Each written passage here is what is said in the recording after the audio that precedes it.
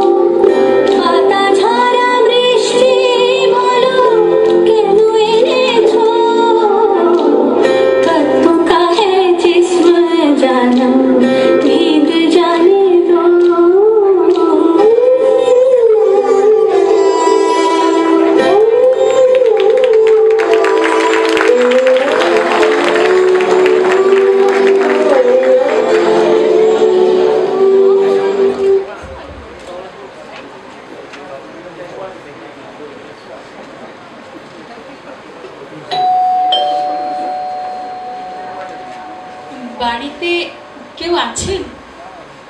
আপনি? আমি আমি আপনার বিজ্ঞাপনটা দেখে এসেছি। তার মানে আপনি? হ্যাঁ, আমি ওর মা, এই হতভাগী মেয়ের মা। আমি পৃথিবীর সেই নিকৃষ্টা মা যে কিনা তার সদ্যজাত 7 রাজার ধন ছোট্ট মাটাকে ফেলে দিয়েছিল নর্দমা, তারপর পালিয়ে গিয়েছিল অন্ধকারে, নিজেকে মিশিয়ে দিয়েছিল চিররাত্রির দেশে। আমি সেই মা যে কিনা তার আদরের সোনামণিকে নর্দমায় ফেলে এসে বন্ধ ঘরের অন্ধকার জড়িয়ে ধরে কাঁদত। কিন্তু যে সমাজ আমার বুক থেকে টেনে হিঁচড়ে নিয়ে গিয়েছিল আমার জাদুকে। ভোরের সূর্য কি কখনো দেখেছে সেই সমাজের পাপী চেহারা, সেই সমাজের নির্দয় নোংরা লাল চোখের চোখ রাঙানির কথা কতটুকু জানে সাতরঙা বসন্ত? আমি জানি, এই চিরদুঃখী মা জানে ওই লোভী স্বার্থকাতর সমাজের বজ্রকণ্ঠ কতটা প্রবল হতে পারে। কিন্তু এই কাগজে, আজ ভোরে এই কাগজে আপনার দেওয়া বিজ্ঞাপনটা দেখে আমি পারিনি নিজেকে ধরে রাখতে। আমার 10 বছরের ছাই চাপা দেওয়া অপরাধী ভালোবাসা আমাকে এখানে টেনে এনেছে। আমি আপনার পায়ের কাছে নতজানু হয়ে প্রার্থনা করছি, আমার সন্তানকে আমায় দিন। আমার ঘরে আবার ফুল আসবে। যে হলুদ পাখিটা বহু বছর ধরে আর আমার জানালায় আসে না, সে পাখি আবার আসবে। ফিরিয়ে দিন আমায়, আপনি আজন্ম ঋণী করেছেন, তবু আমি আজ আপনার কাছেই হাত পাচ্ছি। আমার এই ছোট্ট মামনিকে আপনি আমায় দিয়ে দিন। আমার সূর্যহীন পৃথিবীতে এক ফালি রোদ্দুর এনে দিন।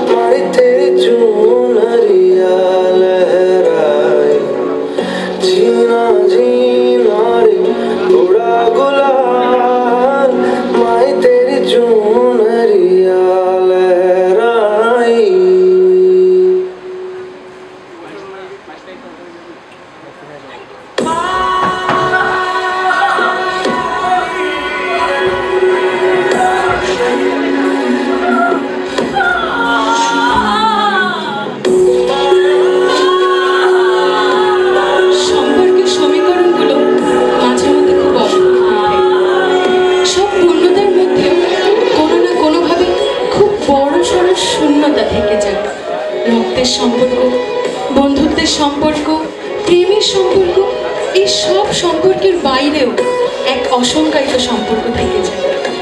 বড়সড় ওই শূন্যতাটার মধ্যে দাঁড়িয়ে ওই সম্পর্কটাকে যেন অনুভূত হয় থেকে থেকে ছায়ার মতো। আর সে সম্পর্ক হলো ছায়াবাতি।